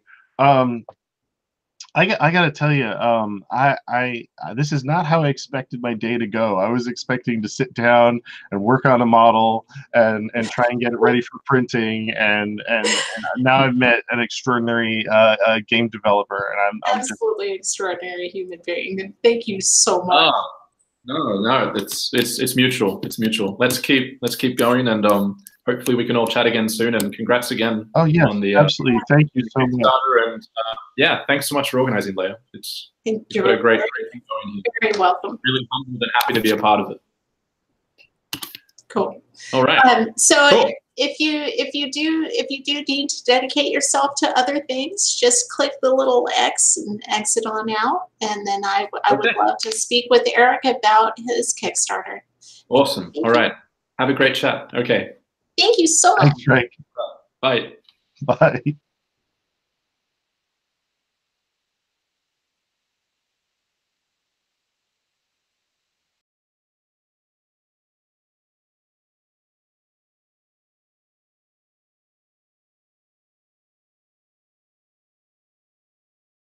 I didn't either. I in some respects, I didn't really think about asking him this, but one of my friends was in game development and computer science, and he actually went from games the other way. And I should have brought this up, but I was trying to figure out how to segue there, which was he went from games to working in bank securities.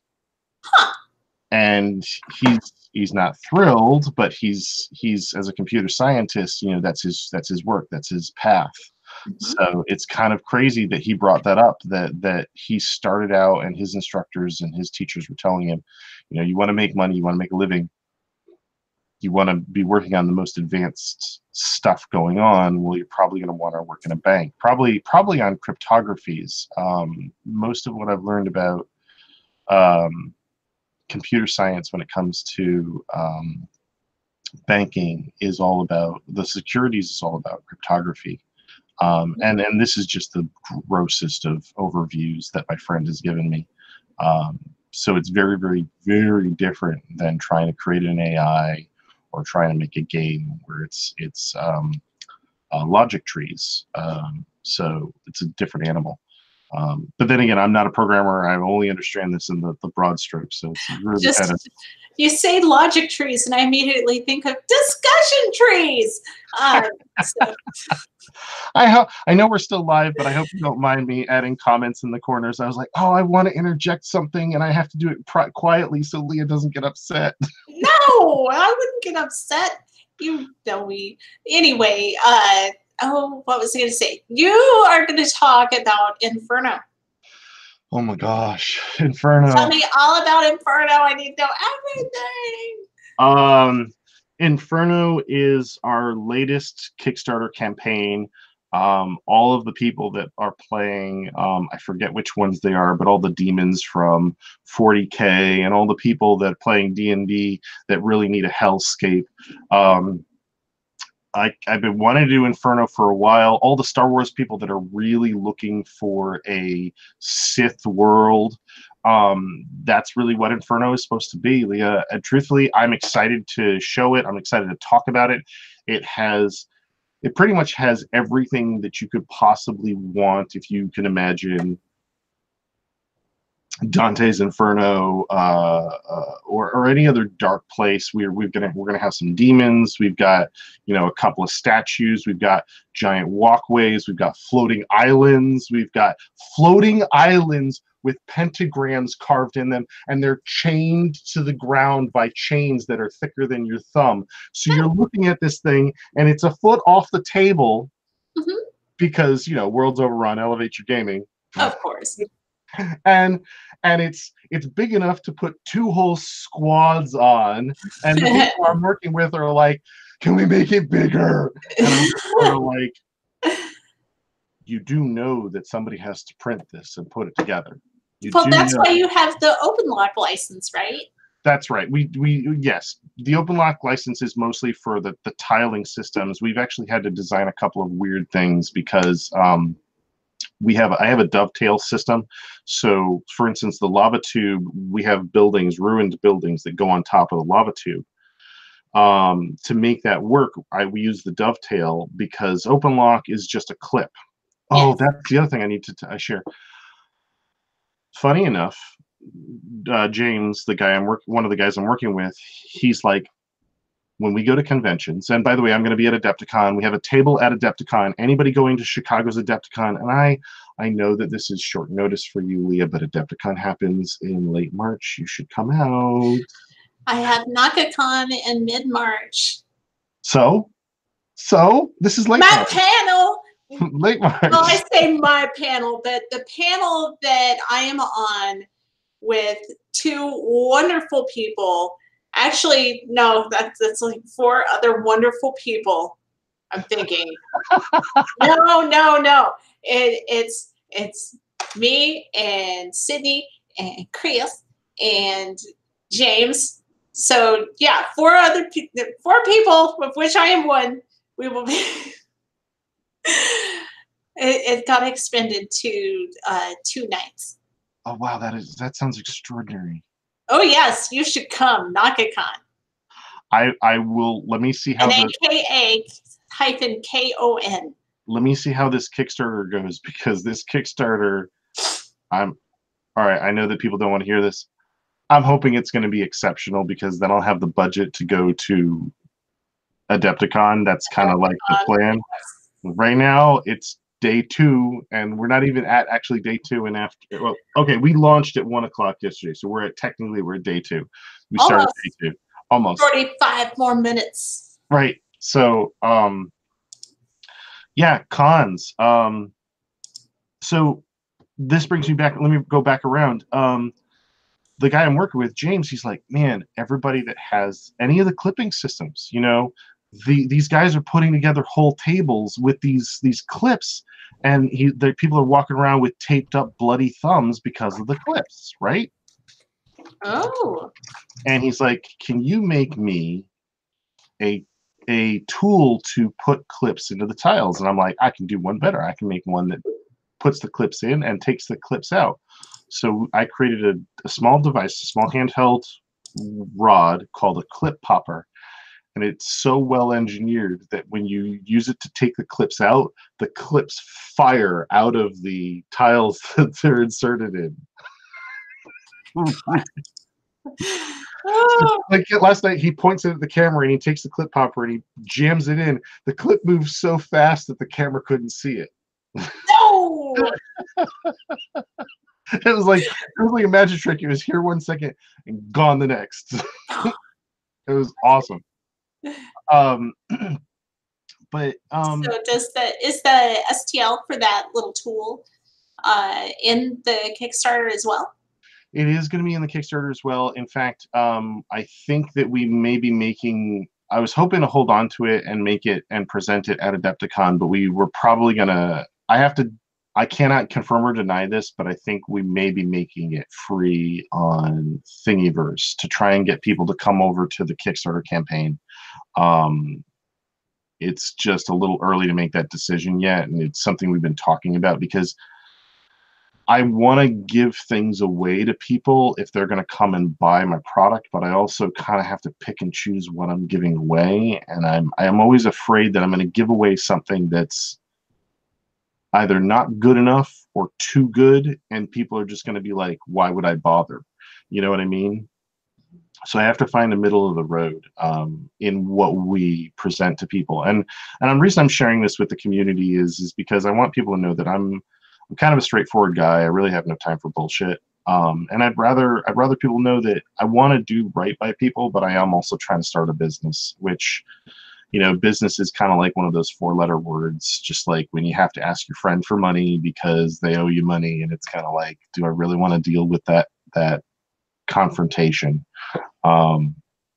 Which is a bit of a shame, but a lot of people are like that. So I would like to make it free, and it may be free, and I need to make a decision about it with the rest of my people, because I'm also beholden to the people that I work with.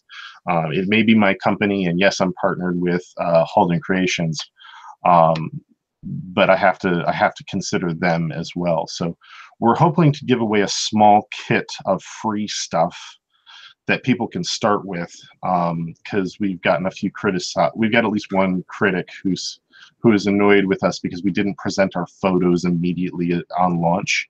We were hoping to let them out a little bit at a time. So we're trying to figure out how to deal with that too, which is a bit of a shame, because I've done 5 Kickstarters and I've only had 2 or 3 people ask me to make edits to files, because I go to the extra effort to check them, prepare them, make sure that they don't need supports or computer generated supports. Mm-hmm. And I also make sure that they cut up so that they lay on the bed and they're really easy to work with. So I wish people had a little bit more faith in my product, but we just finished our first year back in October, so we're working on our second year. So hopefully I'll get a little bit more confidence from the community, and people will be more willing to and more interested in the product that we're trying to produce. So, but I'm excited. Inferno's crazy. We've got statues and spiral staircases that you can actually play on, because I designed. Yeah, I thought those were really cool. Oh, this is all amazing stuff. I wanted, because they're wide enough to accommodate not just one figurine per step. I think you can put 2 per step most of the time, because there's an undercut. There's an undercut to the stair, to the step space. They go up 50 millimeters and 100 millimeters. So if you take the full spiral staircase, and not the one, there's one with a hub in it for the statues, but there's one without. And if you take that one and break it into 2 parts, you can make a 180 degree turn or a 360 degree turn. So you can go 180, do a walkway, or even do a landing, and then do another 180 and go up. The first one goes up 50, and the second one goes up roughly 100. It's not exactly 100. We actually used a really odd measurement. It's like 100 and change millimeters. There was a reason for this, mostly to accommodate some character sizes and clearances.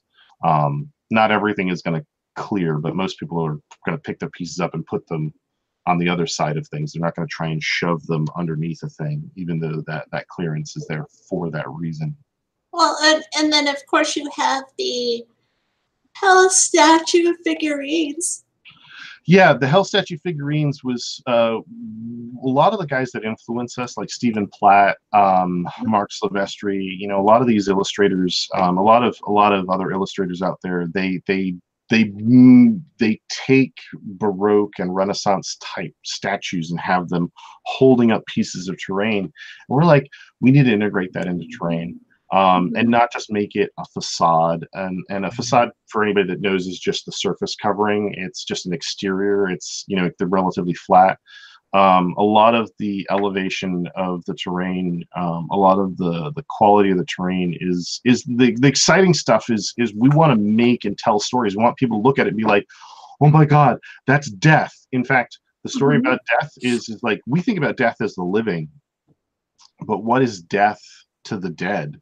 You know, so with Death to the Dead, we thought he was more aggressive because the dead are in his realm. So that's why we gave him a chain and a flail, which some people have called an incense burner, like the Catholics. Like a censer?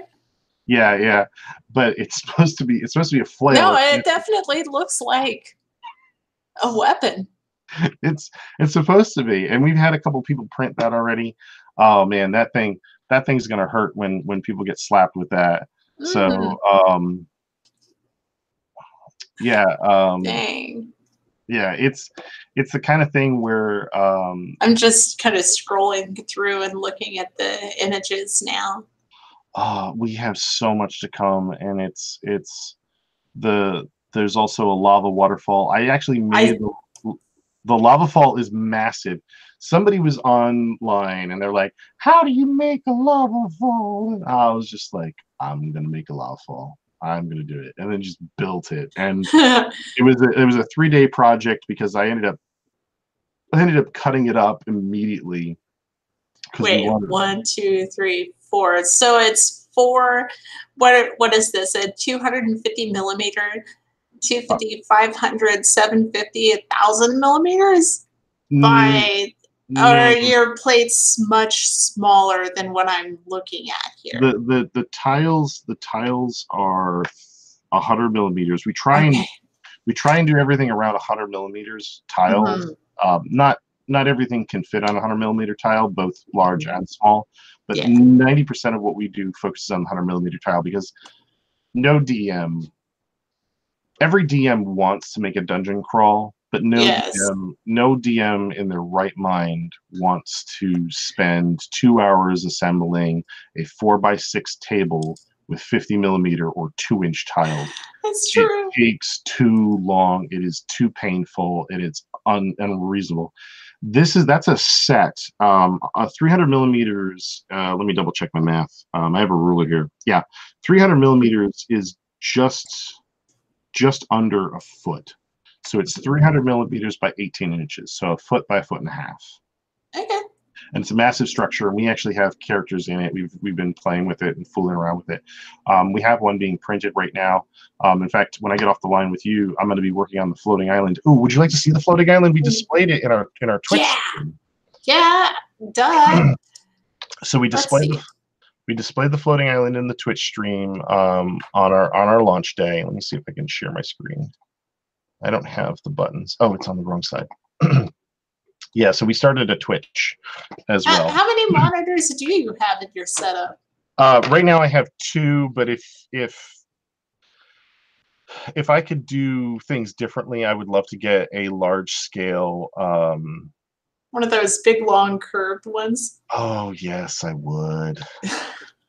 So you and I grew up in the 90s, the 80s and the 90s, and floating islands in fantasy terrain was a constant thing with people. And so what I'm doing is this is in development because it's not, the designs have been worked out, the balance for the printing has been worked out, but the actual modeling and sculpting hasn't. So what you've got here is you've got one floating island, and you can see this one's fully distressed. What's missing? It's going to be missing a huge chunk. I'm going to actually tear off more of this terrain here. Then you've got over here, this highlighted area here. These are going to be individual floating islands. And the trick is to make them look like, you know, they're pulling these chains around. And the chains just end up becoming their supports. Now, you know, product may vary because we're going to have to do some things to make this work. For instance, I might attach some magma or some moss dripping down. Well, Inferno's hot and dry. Oh yeah, no. You said floating islands. I'm immediately thinking of like, a soothing island breeze. Well, the original floating islands that we used in Strata were a lot more like that. A lot more growing and green things coming off of them. Yeah. In this case, this is more like floating bits and chunks of lava rock. And we're actually going to take one of these and crash it. But this guy here is 300 millimeter or 100 millimeters. Son of a gun, 150 millimeters in the air. It's not the tallest item that we have, but it gets you up there. And if we put SID is the stand-in tool for measurement. There they are. There's 4 SIDs. I'll highlight them. So there's 4 SIDs, and they are I think they're a 25 millimeter on a 30 millimeter base or something like that. These were made by the guy that created OpenLock, Matt, from Printable Scenery. You can see that you can put these guys on here, and these drain spouts are supposed to operate like bridges, so you can take a character and move them across the space to the given tile. And if I go top down, zoom out a little bit, there we go. So you can kind of see how this would all work within the space.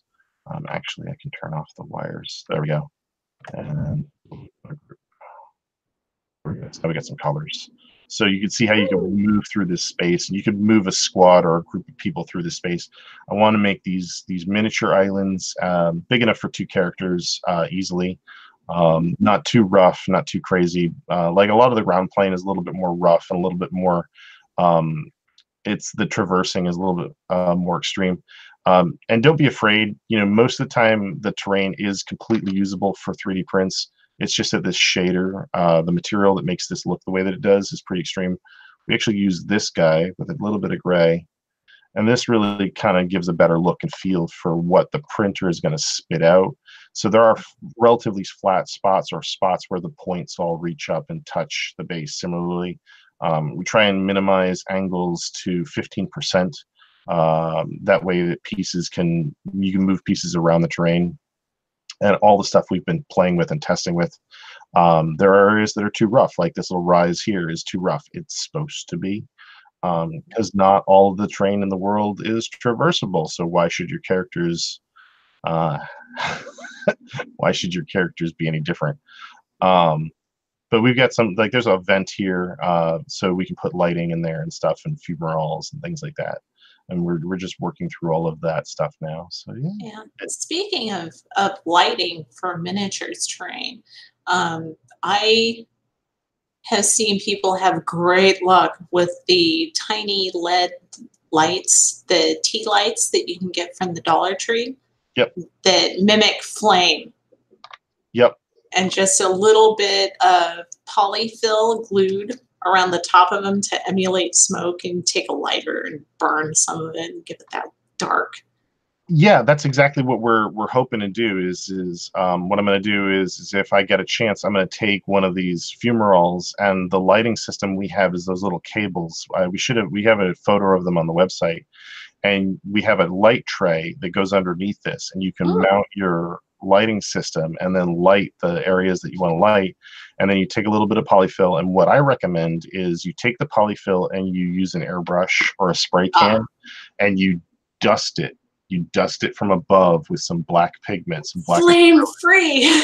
Exactly. Well, there's a time and a place for everything, but if I can avoid plastics and polyfill and all that other stuff, I can use using flame with that, I will. And I find that a little bit of black, because the polyfill, if you damage it or break it, or if it gets messed up, you just rip it out and you can make another little tuft and then just hit it with an airbrush, and it's like, it's not a real big deal. But we found that with our few experiments, the red lights that we're offering with the Kickstarter work great with the polyfill. The light illuminates the polyfill, and the polyfill is translucent enough in its individual fibers that it gives the red glow. You hit it with some black, and you can go pretty heavy-handed on it if you wanted to, and it just works. And the thing about saying about the wire is, imagine taking a little piece of wire, almost like a paper clip, and you sort of loop that through some of the polyfill, and then you create the volume you want, and then you just take that little bit of wire, or in this case a paper clip, and you just drop it in the hole, and the paper clip or the wire holds it in place. And then when your game is done, you just pick them up and throw them in a little box. You don't have to they don't have to sit there, and they're not permanent, because you're going to damage them, you're going to distress them, you're going to break them, you're going to lose them. Yes. So why risk making it permanent when that can come out and be put someplace else? Now, I know a lot of the guys that develop like seriously cool terrain and cover it with grasses and mosses and things like that. Yeah, that stuff's semi-permanent, and you have to find a way to transport those things, and that's a real bear. But the truth is that the people that do that stuff, if they can get it to the convention or to their game store or wherever, and it's 90% intact, that's a win, and everybody's going to be more impressed and more blown away. And I'm just trying to, with this stuff, and I'm sorry to monopolize the conversation, Leah, but with this stuff, I'm just trying to give people a substrate, someplace they can start modding with. I would love to see somebody paint these chains all red and dirty with rust, and then, I can't think of anything that I would do immediately, but like doing smoke, like having smoke rising up along the side of this thing. Wash I mean, all the dry brush on top of that. Yeah, all the fun mods that you could do, or maybe even like have someone take the time to like take some epoxy sculpt and build an altar or build a sacrifice down here, or who knows, whatever people want to do. I mean, I'm like, I would love to see somebody taking the modding of 3D printing to the next level and just, again, elevate your gaming. That's all Worlds Overrun's about, is elevating the gaming, making it more provocative, making it more complex and nuanced, and so on and so forth. But yeah, we're making some strides here. Excellent. And this is one of the demons that we haven't had a chance to show yet, but this is one of the demons that I'm hoping to put out with the game, who's splashing around in a lava or a magma fissure. Oh, sweet. I was going to say, I probably missed that if you shared the screen, because I was looking in other places. Woo! Nice. Little Geiger-esque alien hammerhead, maybe, kind of. Well, this is more his. This is partly his head piece, his armor piece. I mean, we've got a couple of different demons that we're going to be offering, and they're all going to have wacky names. So yeah, this one's supposed to be a print. That's just what is that? Kidneys or a pelvis? Well, there's a piece by Simon Lee that I bought long ago when he was making piece is called Gray Skull, and he had this head with these kidney shapes coming off it, and I just loved it so much that I wanted to sort of emulate it in this guy's costume. So I've got to sculpt him and work on him. But yeah, it's amazing doing another Kickstarter and having everybody be so excited about the product. There's a lot that goes into making all this stuff, and we do it at a blistering pace. I mean, we threw this together in less than a month. Man, now you're rocking in ZBrush, and I can't even do half of that. Anything in Sculptress, it's just kind of like, I don't know, I made a dot. You know. Well, I did start as an illustrator, and ZBrush sculpting is very similar to drawing. So drawing is kind of like my thing, and I ran into a peer of mine from university, from the first time I did university. He's like, your drawing skills were always superior to most of the people around you, you know, even though most of my classmates were much better painters and illustrators than I ever became. Drawing was kind of my jam. So understanding ZBrush and understanding how to make a form is just the same animal. It's just interchangeable to me. But it's not, I'm not saying that it's easy, but I'm not saying that it's impossible. I think anybody could, with the time and energy, could do what I'm doing. But I've just been doing it a lot longer than most people. I mean, hell, I graduated in 2000. So I've been doing it a long time. Okay. But yeah, it's crazy. So, all right, do you want to know anything? Is there anything that you'd like to ask me, or that we should bring up? Because I don't know. Well, I know that obtaining funding obviously was one of my driving questions with Greg. So we're gonna go through the process of doing a Kickstarter. For those that have never done it before. Well, Kickstarter is a vehicle. For those that don't know, it is simply a vehicle, and it's a fair vehicle, but you're not going to get anything out of it that isn't supplied by the tool, because it's a tool. So, for instance, the funding part is only the smallest part of what goes on.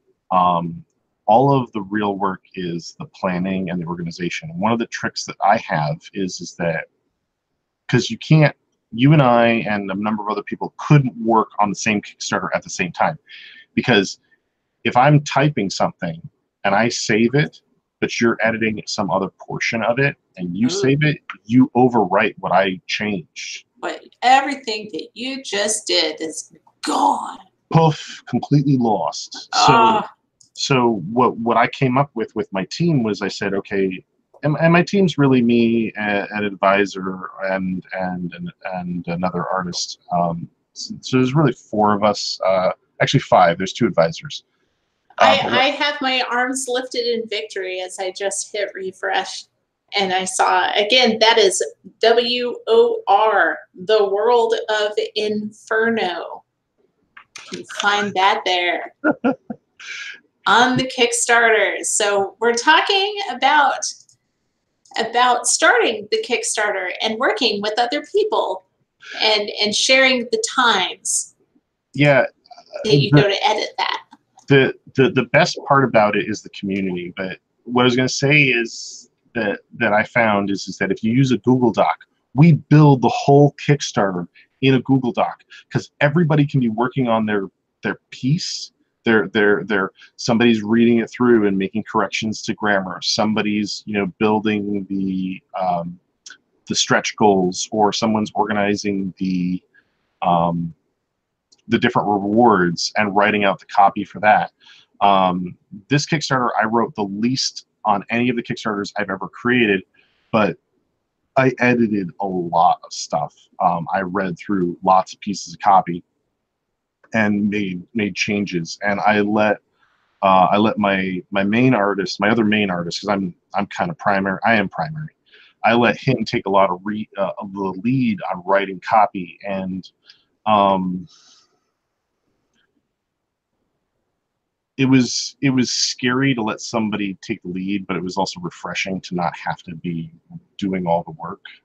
You know, I don't know if I'm a good team leader or not, but I'm lucky enough to work with some really, really exceptional go-getters. And I want to say this because I want to bring this next thing up because this is so important to all the people that I've worked with. Actions, everybody's always heard this, but actions speak louder than words. The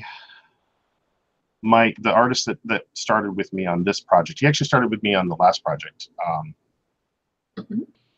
He's going through a lot of family stuff, but he's there. He tries to be there as much as possible. And he and I had a conversation about this because he had to close his comic shop. He's like, I did it, I ran it, it was successful, but we just can't keep this up. It's just too much. So that's why he started working with me when it's going independent. He's trying to go independent. He feels that it's more, there's more room to grow as an artist and as a developer and so on and so forth. But he has started, just like myself, many, many projects. And I think a lot of creatives start projects and they end up trying to bring people in to help them create the project that they want to create. And nobody has the passion for your work like you do. But a lot of people, especially a lot of people coming out of school, they're like, yeah, but there's no follow through. There's no commitment. There's no effort put in. There's no sacrifice, if you will. And the projects fall apart because the only guy pulling is the lead guy or the guy that started the thing. And I'm finding that I've gotten criticized by some people for some of the people that I've involved with my projects. But I'm finding that I think I finally found the people that I want to work with long term because they get up and they do the work and I don't even have to ask them to. James has done a lot for me and Mike has really stepped up. And I think that there are people in the community that are also going out of their way to help me get my company and my project off the ground in ways that I don't even consider. I had a guy write a short review, a little blurb, and share the photos from the Kickstarter on a forum over in, I want to say Europe. Let's just say Europe because it's not in the States. And I'm just like floored. Somewhere else in the world, the great big world, because apparently, Americans think that the world revolves around them. But no, it was like, hey, I wrote a thing for you. Here's a link. And I was like, oh my gosh, how do I thank this guy? Even if it only gets me one purchase or one sale or one more follower, that's huge. And I've always felt that community.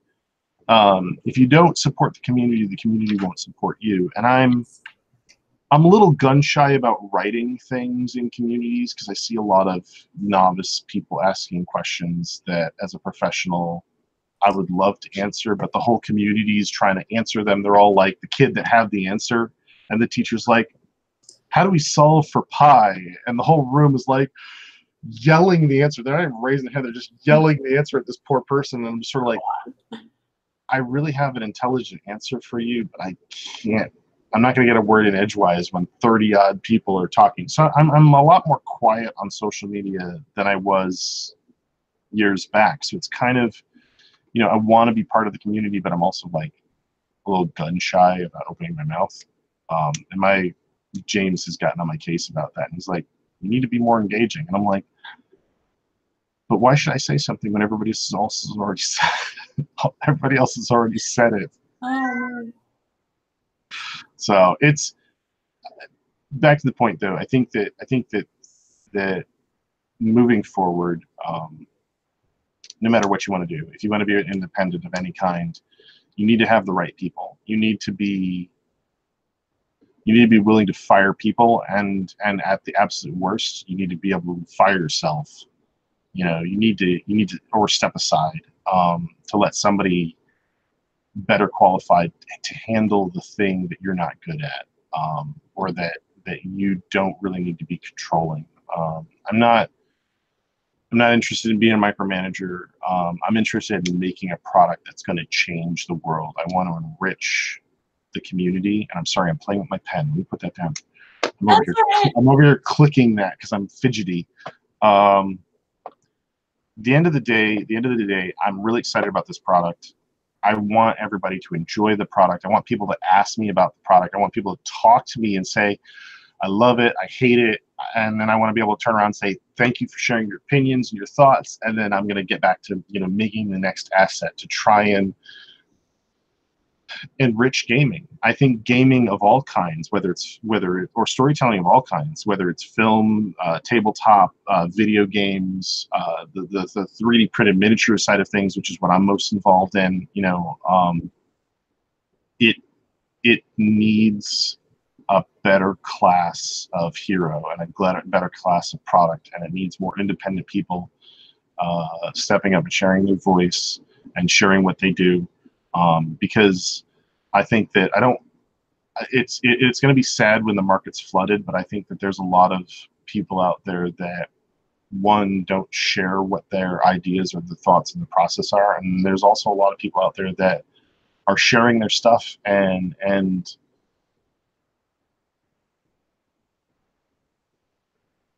it's not good enough, or maybe that's not the way to put it. They haven't found the correct audience yet. They haven't found the correct audience. They're making a product that doesn't enrich the community. Is the other side of things. You know, you always get that one guy who's like, I have SketchUp.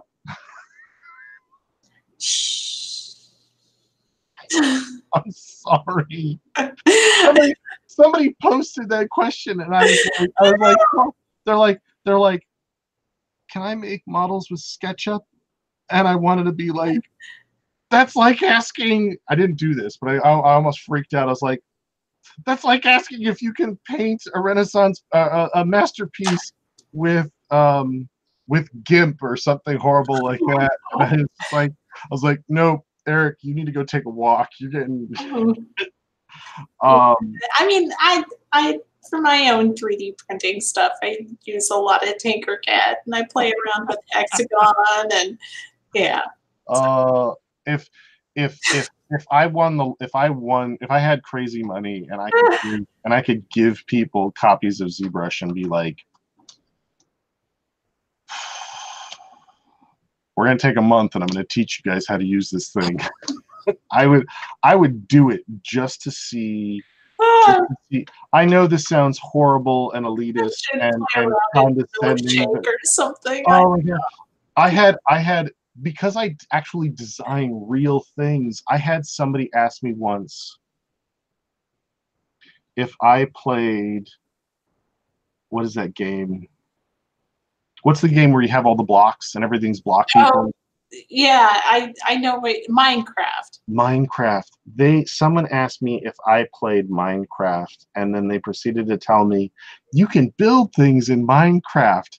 And somebody built a Star Trek Enterprise in Minecraft, and I looked at them and I'm like, that's like asking a rocket scientist to have fun with bottle rockets, and it's like, hey, they probably could. Okay, fine. Balloons. A rocket scientist to go and play with balloons. It's just, like, I just wanted to I wanted to pat the guy on the head and be like, I need to walk away from you before I find a shallow pond to drown you in. Oh man. I feel so horrible because it's like when you've got all this expertise and this training, and then somebody tries to, like, they want to share their excitement with you for something, and it's just sort of like, I'm glad you're excited, but I can't. Yeah. I don't know what to say to you. It's like blocks versus Legos, you know, or blocks versus what's the advanced version of Legos, mechanics or whatever they call it. I forget what it is. Yeah. And it's just sort of like, I was there once too, kid, but I've grown beyond that thing. I don't mean to be a horrible person. I really don't. No, I'm so sorry. it's all right. I made the mistake of sharing with my mom that I was trying to write something, and she was like, "I read this book one time. It was great." Oh my gosh! Wait. picking a gold star, five-star masterpiece novel. You're like, Mom, I'm writing a book. I read I can't think of anything I cannot think of any serious writing. I'm like trying to think of a real like book, and I keep going back to like horrible books. It's okay. The Haunted Vagina is an excellent selection. Wait. I strongly recommend it. Garrett Cook. The Haunted Vagina. It is a great book. I don't. It was written with much more compassion than I ever thought that it would be. So that's my recommended read for February. What? How could a vagina be haunted? I'm completely. You're gonna have to read the book and find out. Is it a euphemism for something? No. I don't want to. I'm horrified. I don't want to know. It's great. Let's see. I'm gonna find it on Amazon and I'm gonna send you the link. Okay. It's a true. I mean, it's not a true. It's a true fiction. It's a work of fiction. That much is true. Is it haunted by cephalopods? No, actually, it is not. There you go. It's available in paperback and Kindle. No kidding. And I am sending you the link right now. Okay. Let's just hope that I was correct in my naming of the author. And if not, look up that guy's work too. Sure, absolutely. Carlton Mellick III. Yeah. I was right. I was so right. That's awesome. I'm gonna have to look up the Haunted Vagina then. All right. Cool. Well, I just sent you the link. I'm looking in my. I've got 100 posts, 100 messages from people so I'm trying to figure out why yours isn't coming up. Well, I'm refreshing. It's in the chat. Oh, in this chat. I thought it was in this chat on the sidebar. Oh, I thought it was in Facebook chat. There you go. My bad. Okay, now I've got it. Well, I'm just gonna post that on Facebook right now. The Haunted Vagina. Oh Yeah. my gosh. It's a real thing. I love how the skeleton, which is made up of bones but has no bone, is checking out her butt. Yes. Ah, you're so right. Oh my gosh. Oh my gosh. That's a suggested read for February. I'm gonna have to look that up. I gotta ask you something though, and I know that we're gonna have to cut this a little short, but if you I know that there's a list of things that we don't have images for, but if you could have something in Inferno, that we haven't talked about or we haven't shown, what would you want to see? What would make Inferno more Inferno-y? What would make it more a violin? A violin? Yeah, there needs to be a violin in hell. You mean a fiddle? Yeah. Okay, I think we can do that. Maybe. Okay, great. I'm gonna put that on my list of things. You're gonna put that in the hand that has the mace. I'm actually. It's gonna be the mace. I'm not sure we're gonna put it. A violin. I'm not sure we're gonna put it in there at all. Okay. But what I'm thinking is that I've never done this, but I was thinking that maybe we could hide one somewhere in the products. Do it. That'd be great. The only problem Little F holes. yeah, exactly. What is that over there? It's a gold fiddle. Wait, he lost the gold fiddle. Uh-huh. Yeah. That must have sounded horrible. Yes, in the future, the gentleman that won the gold fiddle saw his end. He did not live a good life. But still, a gold fiddle must have sounded horrible because it would have all been all metal and stuff. It must have resonated very poorly. Plus, gold is very heavy, and it's also well, now it's going to be half melted into your hell. There you go. Well, yeah, it might just be a pool. Yeah. But yeah, no, I'm really pleased with what's going on, and we're just getting started, and I'm hoping that we can make more and more stuff. And I can't promise you anything, but right now my main goal is to get out to Adapticon for March, because there's a list of stuff that we want to do. But man, what a ride! You spend 3 weeks grinding away on things, and you put it up, and then suddenly you've got positives and negatives, and then the Kickstarter's funded, and it's in 18 hours, and it's all. By the way, that's huge. Thank you. But it's I'm surprised. I now know, after doing this one, I really understand why so few people pursue projects like this, because if it's successful, and it's wildly successful, the ride is just as turbulent as if you crash and burn. Yeah. There's just so much that you have to comprehend and you have to deal with, and every step forward is a learning process, and sometimes a challenge, and nothing about this is easy, and it's and I should probably let you get back to whatever it was you were doing. I know. I do need to get to work. I've been talking a long time with you guys. I want to say this. Just to say thank you, Leah, and thank Legends of Tabletop. I'm trying to pronunciate, but the words do not come forth. And meeting Greg, that was just extraordinary. And I don't know if Leah's going to be able to cut and paste from this, but if you want to be entertained, you want to listen to cool stuff, you want to hear comprehensive, neat ideas, definitely check out Legends of Tabletop.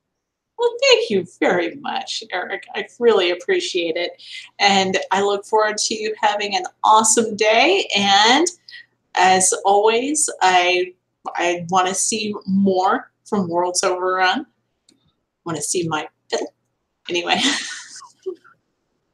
I'll talk to you soon, and you have a wonderful day, Eric. Thank you so much. Bye-bye.